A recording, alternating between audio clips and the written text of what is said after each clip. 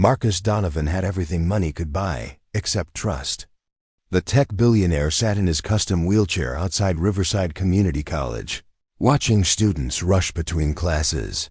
His legs worked perfectly fine, but today he was someone else entirely. Today he was testing human nature. Before we jump back in, tell us where you're tuning in from, and if this story touches you, make sure you're subscribed, because tomorrow, I've saved something extra special for you. For 3 months, Marcus had been conducting his own social experiment. 10 different women, 10 different encounters, all designed to reveal their true character when they thought he was just another disabled man struggling to get by. The results so far had been crushing. Women who'd pretend to help only to abandon him when things got difficult.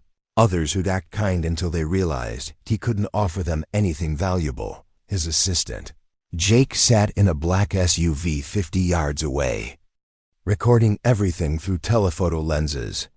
Subject number 11 approaching from the east. Jake's voice crackled through Marcus's hidden earpiece. A college-aged female appears to be rushing to class. Marcus adjusted the worn baseball cap pulled low over his face and gripped the wheels of the basic hospital wheelchair he'd bought specifically for this experiment. His usual $15,000 motorized chair sat locked away in his mansion. Today, he was just Marcus, a man who supposedly couldn't afford proper mobility equipment. The girl Jake had spotted was Rachel Morrison, though Marcus didn't know her name yet. She juggled 3 part-time jobs to pay for nursing school, morning shift at the campus bookstore, afternoon at a local diner, and evenings cleaning office buildings. Her backpack was held together with duct tape. Her textbooks were all used and highlighted by previous owners, but her eyes held a determination that money couldn't buy.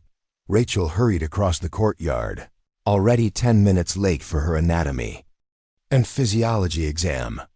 Professor Chun didn't allow late entries, and missing this test would destroy her grade point average. She'd stayed up until 3 a.m. studying after her cleaning shift, surviving on instant coffee and pure willpower.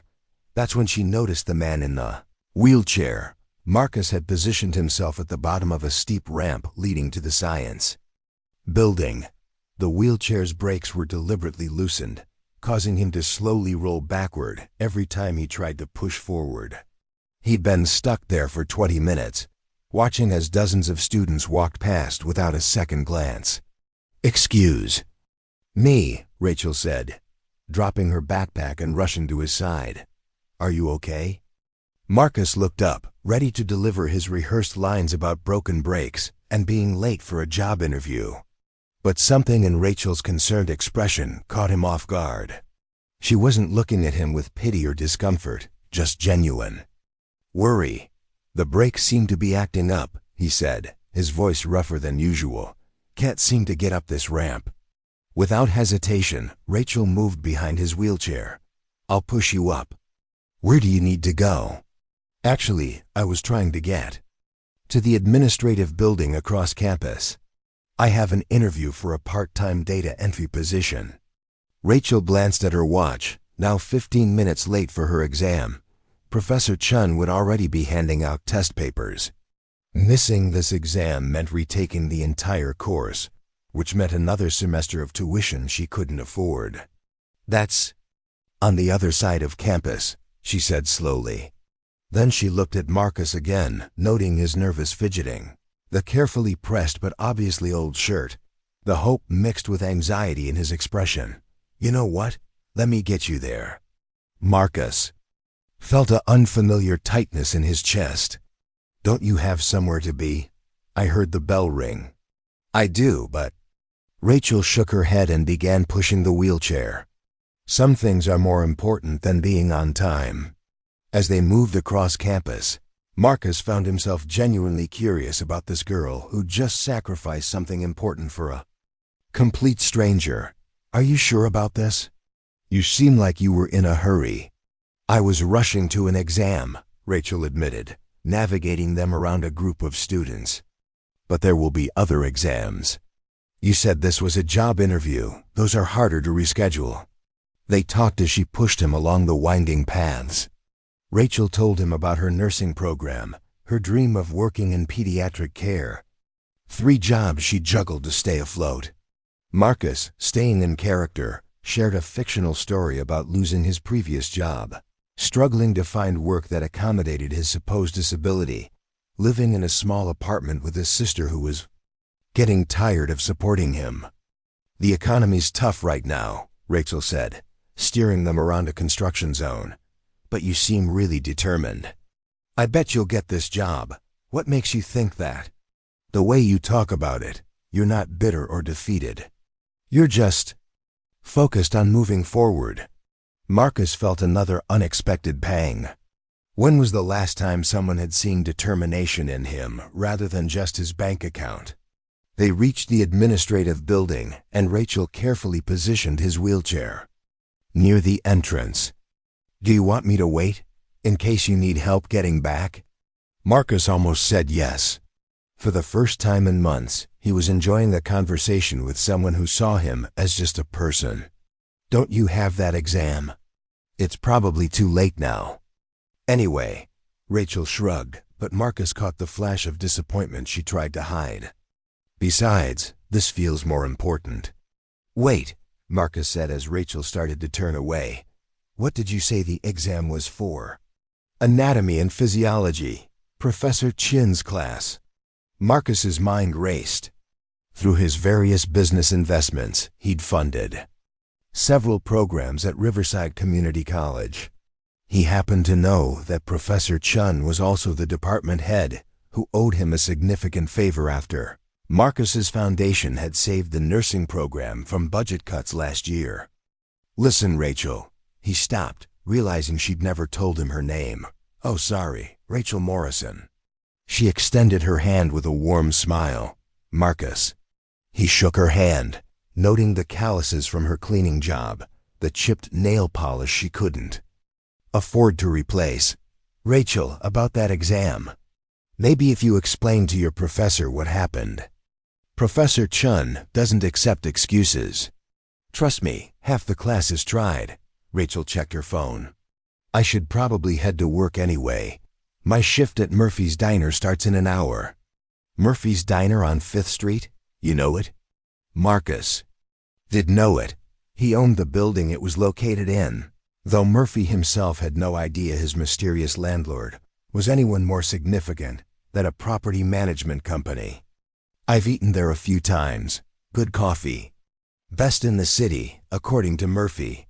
Though between you and me, I think that's just because he uses twice the normal amount of grounds." Rachel grinned. "Are you sure you don't need help getting back? I could swing by after my shift ends at 6. The offer was genuine, no strings attached. Marcus felt that unfamiliar tightness in his chest again. "That's incredibly kind, but I'll figure it out." "Okay, but here's my number just in case." Rachel pulled out a pen and wrote her contact information on the back of a crumpled receipt. "Don't hesitate to call if you need anything." As she walked away, Marcus stared at the receipt. In the corner, he could see part of her purchase, a single pack of ramen noodles and a bottle of generic pain reliever. Total, $2.47. Jake's voice crackled through his earpiece. That was different from the others. Marcus wheeled himself around the corner where Jake couldn't see him, then stood up and walked normally to the SUV. "Yeah, it was. So what's the verdict? Does she pass the test?" Marcus looked back toward the science building, where Rachel was probably explaining to a custodian why she was wandering the halls instead of being in class. "I don't think she was being tested, Jake. I think I was." That evening, Marcus did something he hadn't done in years. He went to Murphy's Diner alone, without bodyguards or assistants, just as a regular customer. He sat in a corner booth and watched Rachel work. She was efficient, kind, and professional despite clearly being exhausted. When an elderly customer complained loudly about his coffee being too cold, Rachel apologized sincerely and brought him a fresh cup without charge.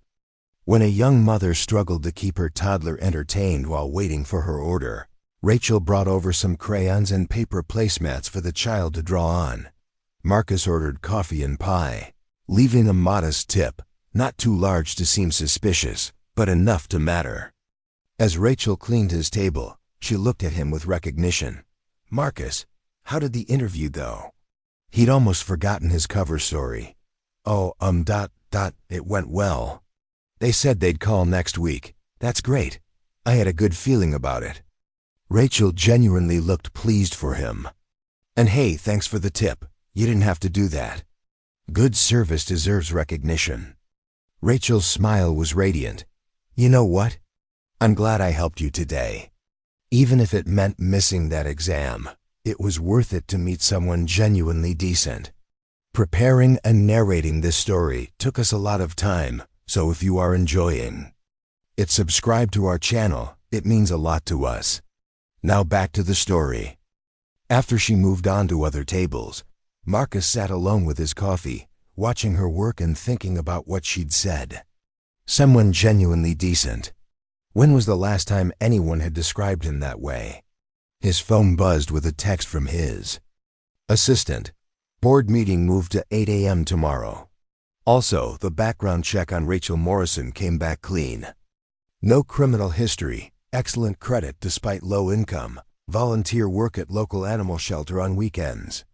"Want me to dig deeper?" Marcus stared at the message for a long time before typing back. "No, cancel the background checks. This experiment is over." But even as he wrote those words, Marcus knew something had fundamentally shifted. The experiment might be over, but his interest in Rachel Morrison was just beginning. 3 days later, Marcus was back in his regular life, designer suits, boardroom meetings, and the constant weight of knowing that everyone around him wanted something from him. But he couldn't stop thinking about Rachel's easy smile, her selfless help, the way she'd treated him like he mattered when she thought he was just a struggling man in a wheelchair. He'd had Jake quietly arrange for Professor Chun to offer Rachel a makeup exam, officially due to administrative scheduling conflicts that day. Jake reported that Rachel had aced the test and was back on track with her nursing program. Marcus told himself that was enough. He'd done a good deed, balanced the scales, and could move on with his life. But Wednesday evening found him sitting in Murphy's diner again, this time at the counter where he could talk to Rachel during her slower moments. "You're becoming a regular," she said, refilling his coffee cup. "I like that. Regulars make this place feel like a real community. Is that important to you, community?" Rachel considered the question seriously. "I think so. When you don't have much money, you realize that people are what really matter. The relationships, the connections, that's what gets you through the tough times. And when you do have money?" "I wouldn't know," Rachel laughed. "But I imagine it's easy to forget that. Easy to think you don't need other people when you can just buy whatever you want." Marcus felt like she was looking directly into his soul. Maybe having money just makes it harder to tell who your real friends are. Probably. That's gotta be lonely. Before Marcus could respond, Rachel's attention was caught by something outside the diner window. "Oh no," she whispered. A commotion was building across the street in the small park adjacent to the diner. A group of teenagers had surrounded someone in a wheelchair, not the expensive kind Marcus usually used, but the same basic hospital model he'd been using for his experiment. "That's Jenny," Rachel said urgently. "She's actually disabled. Got hit by a drunk driver last year. Those kids have been harassing her for weeks." Marcus looked closer and saw what was happening. The teenagers weren't just taunting the young woman, they were pushing her wheelchair dangerously close to the steep embankment that led down to the creek. If they pushed her too far, she could roll down the slope and into the water. "Someone should call the police," another customer said, but everyone remained seated, watching through the window like it was a television show. Rachel was already untying her apron. "I'm calling 911, she told Murphy. "But I can't just watch this happen." She burst through the diner door and ran across the street. Marcus, his heart pounding, followed her. "Hey," Rachel shouted at the teenagers. Leave her alone. One of the boys, clearly the ringleader, laughed. Oh look, Jenny's got a white knight. What are you gonna do, waitress girl? I'm going to ask you nicely to walk away, Rachel said, moving to stand beside Jenny's wheelchair. And then I'm going to not so nicely make you walk away if you don't. Rachel, no, Jenny whispered, grabbing her hand. There are 6 of them. Just call the police and go back inside. But the teenagers had different plans. As sirens wailed in the distance, the ringleader gave Jenny's wheelchair a hard shove toward the embankment. Let's see how well you swim, Wheels. Rachel didn't hesitate. She threw herself behind the wheelchair, digging her heels into the soft ground and using her entire body weight to stop Jenny's momentum. The wheelchair jerked to a halt just 3 feet from the steep drop, but the teenager wasn't done. Angry at being thwarted, he shoved Rachel hard. She stumbled, losing her grip on the wheelchair, and Jenny began rolling toward the creek again. This time, Marcus moved. Later, witnesses would describe it differently. Some said the man in the expensive suit appeared out of nowhere. Others insisted he'd been there the whole time, but had been easy to miss. What everyone agreed on was what happened next. Marcus caught the wheelchair with one hand and Jenny's arm with the other, his feet planted firmly, his stance steady and strong. The teenagers scattered as police cars arrived, but Rachel was staring at Marcus with dawning recognition and confusion. You're not ... double quotes, she began, then stopped. Your legs, you can walk. Jenny looked between them, equally confused. Wait, who are you? Marcus helped Jenny move her wheelchair to safer ground then turned to face Rachel. Her expression was unreadable, not angry exactly, but deeply puzzled and perhaps hurt. My name is Marcus Donovan, he said quietly, and I owe you both an explanation. The police took statements. The teenagers were arrested, and Jenny was checked by paramedics who declared her uninjured but shaken. Through it all, Rachel remained silent, watching Marcus with those sharp, intelligent eyes. Finally, when the excitement died down, she spoke. Marcus Donovan, as in Donovan Technologies? He nodded. The billionaire Marcus Donovan, who owns half the businesses in this part of town? Another nod. Rachel sat down heavily on a park bench. So when you were in the wheelchair outside school, when I helped you get to that interview, it was fake. The wheelchair, the story about needing a job, all of it. Why? Marcus sat beside her, careful to maintain distance. Because I wanted to know if there were still good people in the world. People who would help someone without expecting anything in return. So I was part of some kind of experiment. It started that way. Marcus ran a hand through his hair. But it became something else pretty quickly. What kind of something else? He looked at her, really looked at her, taking in the grass stains on her uniform from when she'd thrown herself behind Jenny's wheelchair. The determined set of her jaw, the way her hands shook slightly from the adrenaline of what had just happened. The kind where I realized I'd been testing the wrong thing, he said. I thought I was testing whether people would be kind to someone who seemed to have nothing. But what I actually discovered was someone who gives everything she has to help others, even when she's the one with nothing to spare. Rachel was quiet for a long moment. You lied to me. Yes. You made me miss an exam for a fake emergency. Yes. Though I did arrange for you to retake it. She turned to stare at him. You arranged? How? Professor Chun owed me a favor. I funded the nursing program expansion last year. Rachel shook her head slowly. This is insane. You're telling me that one of the richest men in America has been playing dress-up and following me around town? When you put it like that, it sounds pretty creepy. Despite everything, Rachel's lips twitched in what might have been the beginning of a smile. It is pretty creepy, Marcus, but also ... She paused, thinking, also kind of desperate and sad. Sad? You've got all that money, all that power, and you're so lonely that you have to pretend to be someone else just to meet decent people?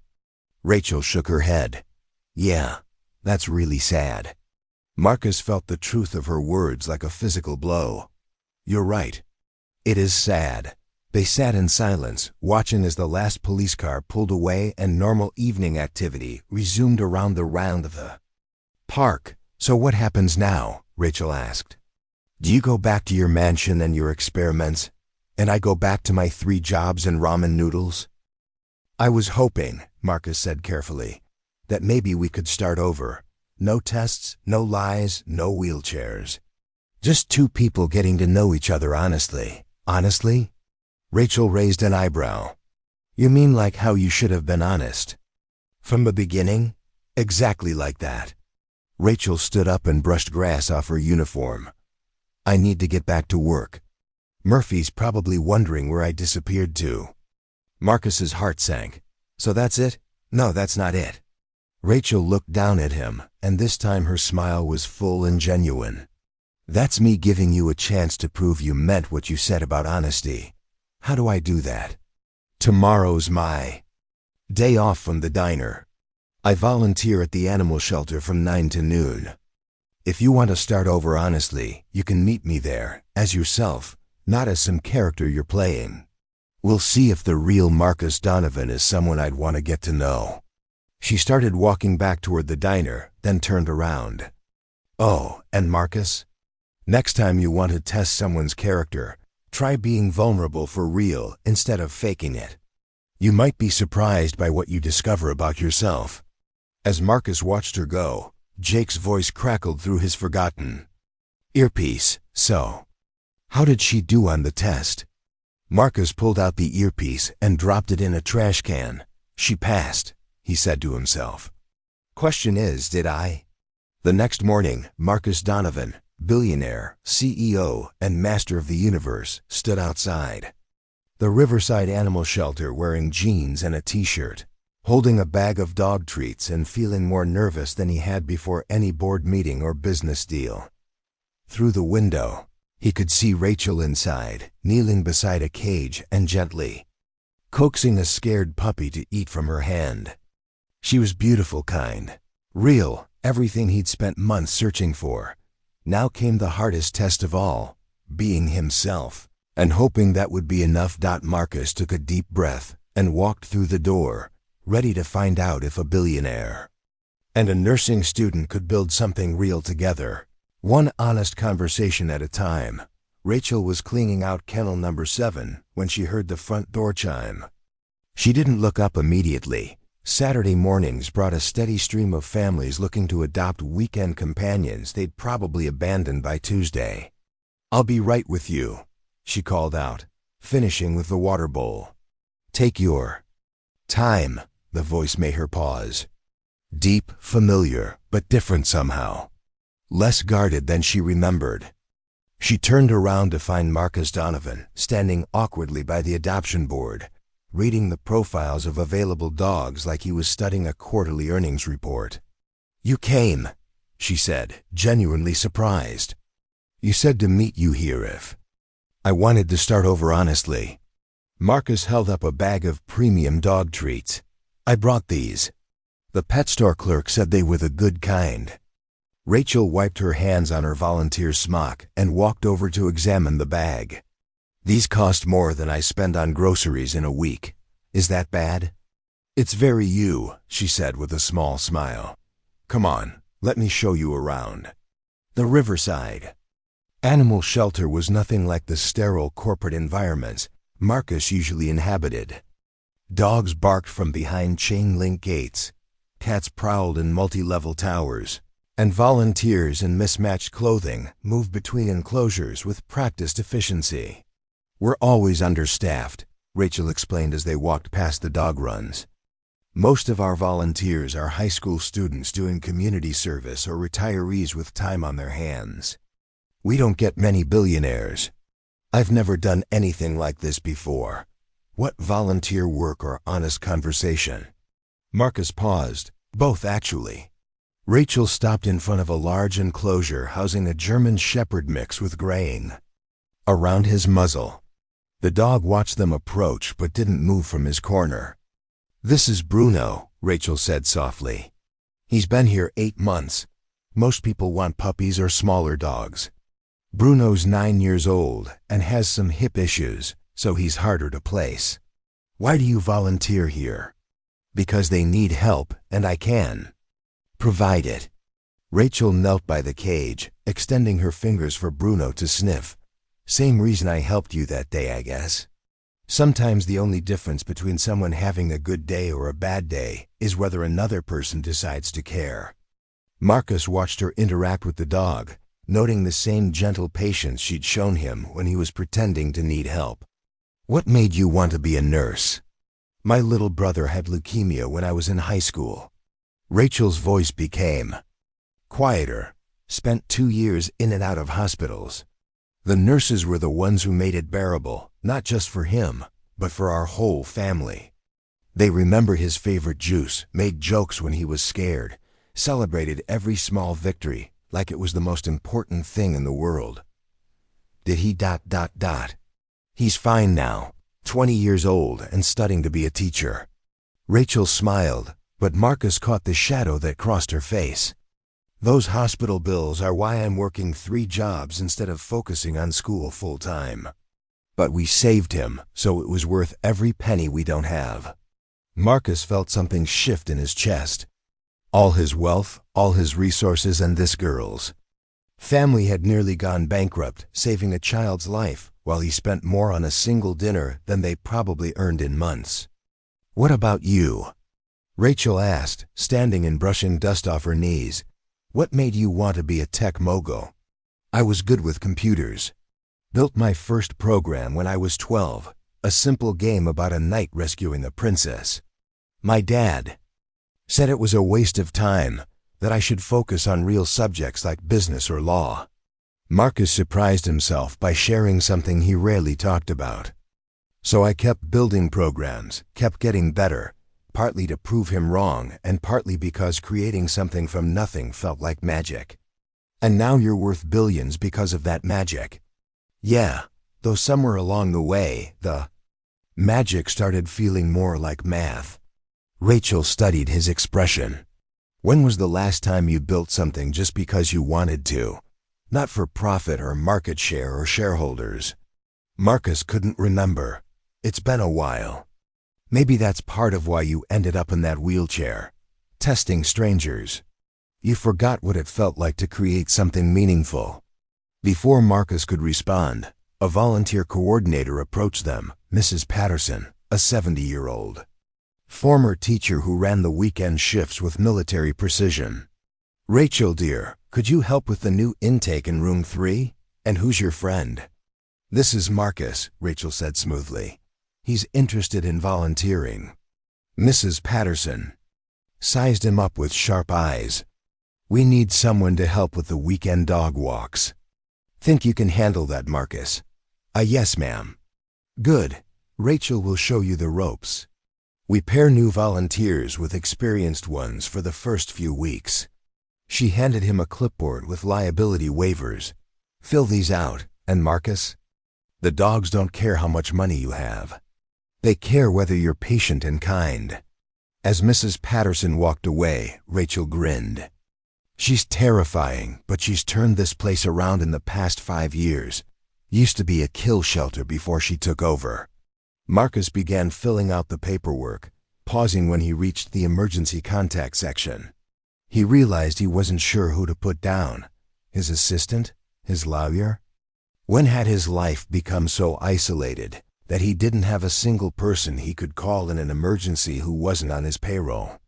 You can put me down for now, Rachel said quietly, noticing his hesitation. If you want. Marcus looked at her. Really looked at her. Here was someone who barely knew him, who had every reason to be angry about his deception, offering to be his emergency contact simply because he needed one. Thank you, he said, writing down her information that they spent. The next 2 hours walking dogs around the shelter's outdoor area.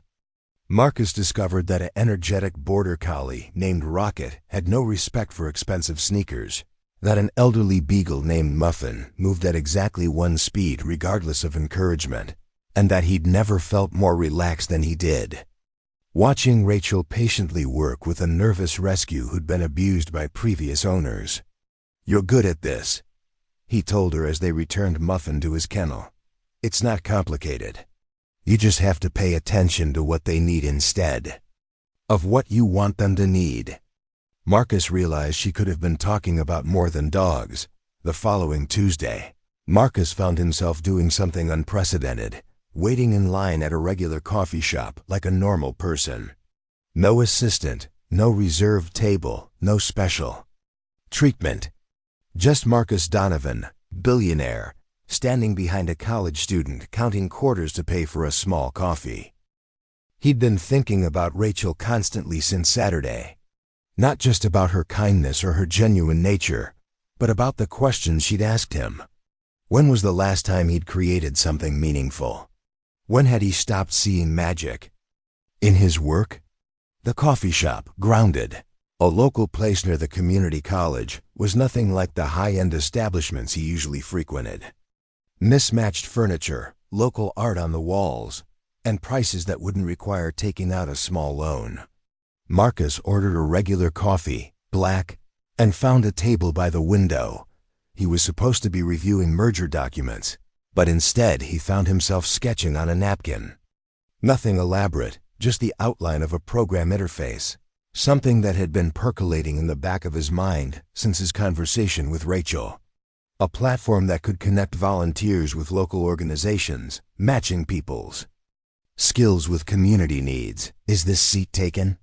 Marcus looked up to find an elderly man with a walker, gesturing to the chair across from him. The coffee shop was nearly full, with only a few empty seats scattered around. "Please," Marcus said, moving his papers to make room. "Much obliged. I'm Frank Morrison." The man settled into his chair with a soft grunt. "Don't usually see suits in here during the day. You playing hooky from work?" "Something like that." Marcus studied the man's face, noting the familiar eyes, the similar bone structure. Morrison ... Any relation to Rachel Morrison? Frank's face lit up. "That's my granddaughter." "You know our Rachel?" Marcus felt the coincidence like a physical weight. Of all the coffee shops in the city, he'd chosen the one where Rachel's grandfather apparently spent his afternoons. "We've met a few times. She's a good girl. Works too hard, though. 3 jobs plus school. It's not healthy for someone her age." Frank shook his head. "But she won't take help from family. Says we've already sacrificed enough for her brother's medical bills. Her brother had leukemia," she mentioned. "Tommy, sweet kid, smart as a whip. Nearly lost him when he was 16. Frank's eyes grew distant. Rachel was just 17 herself, but she stepped up like she was his mother. Drove him to every appointment, sat with him through chemo, tutored him to keep up with school. We would have done anything to save that boy, and we did. Remortgaged the house, cleaned out the retirement fund, sold everything that wasn't nailed down." Marcus felt that familiar tightness in his chest. "And Rachel's been working to help pay those bills ever since. She doesn't have to. We tell her that. But you know Rachel, she sees someone struggling, she helps. That's just who she is." Frank studied Marcus more carefully. "You said you've met her a few times. You're not one of those boys from her school trying to date her, are you? Because I'll tell you right now, she doesn't have time for games." "No games," Marcus said quietly. "I'm just trying to figure out if I'm good enough for someone like her." Frank's eyebrows rose. "Now that's an interesting way to put it. Most young men assume they're God's gift to women. What makes you think you might not be good enough for Rachel?"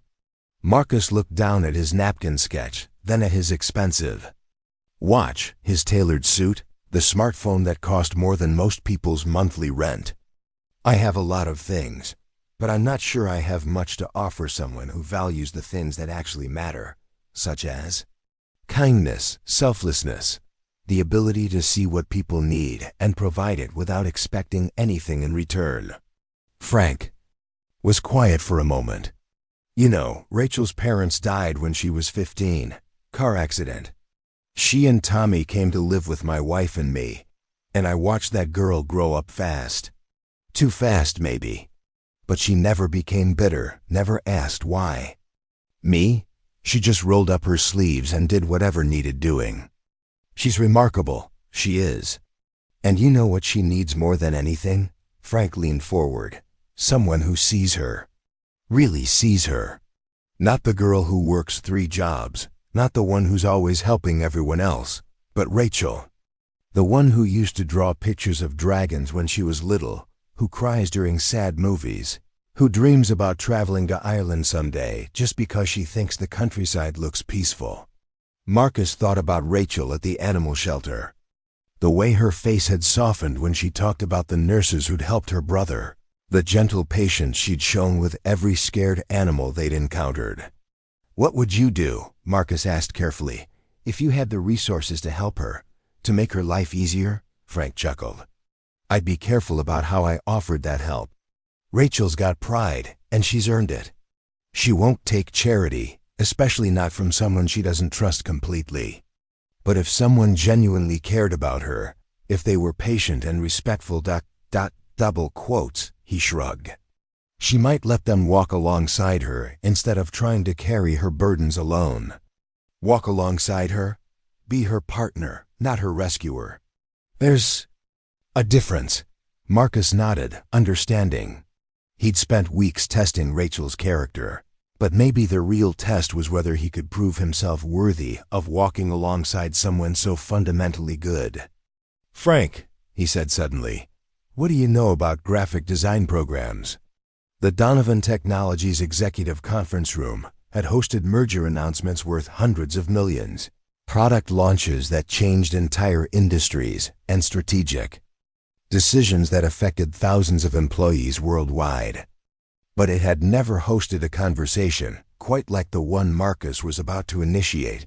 His senior staff sat around the polished mahogany table, tablets and coffee cups at the ready for what they assumed would be another quarterly review.